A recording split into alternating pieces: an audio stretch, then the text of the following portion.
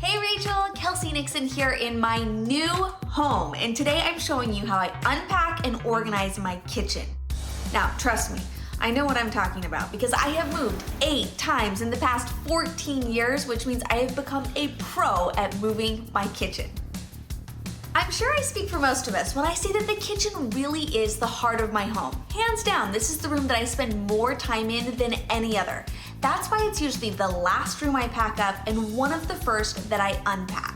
But before I begin unpacking, I like to do a couple of things to make the most of the experience. First up, clean all the things. Now is the time to wipe down all of the shelves, wipe inside all of the cabinets, because it probably will never be this easy to do it again. To do this, I like to use my favorite multi-purpose cleaner that I can use to safely wipe down all of the surfaces in my kitchen. I love this stuff. I also take this time to wipe down the floors, the windows, even some of the appliances.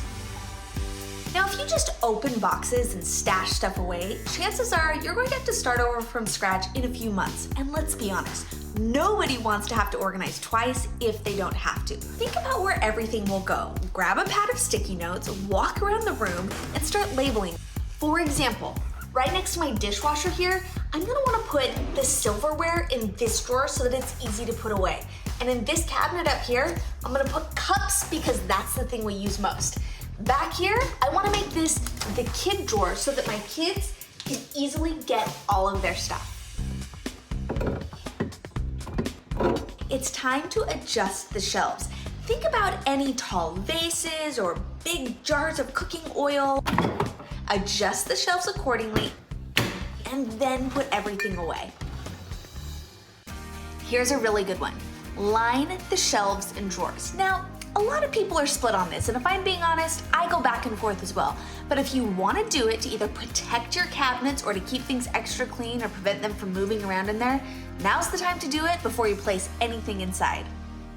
I also like to use this hack for keeping the tops of my cabinets clean.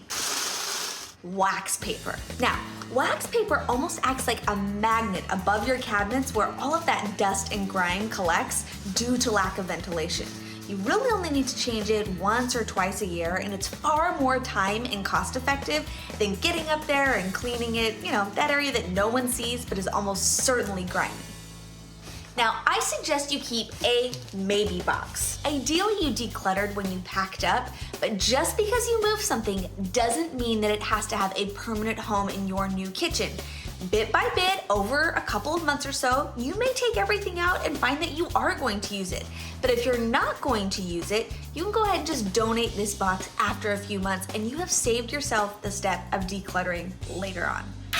One of my favorite things about the new house is that there is space for an extra fridge freezer in my garage. I use these bins to separate categories within the freezer, and you guys know I love to label. So whether you're moving like me or it's just spring cleaning and time for a refresh, it's a great opportunity to make the space work for you. I hope these tips help. Thanks, Rachel.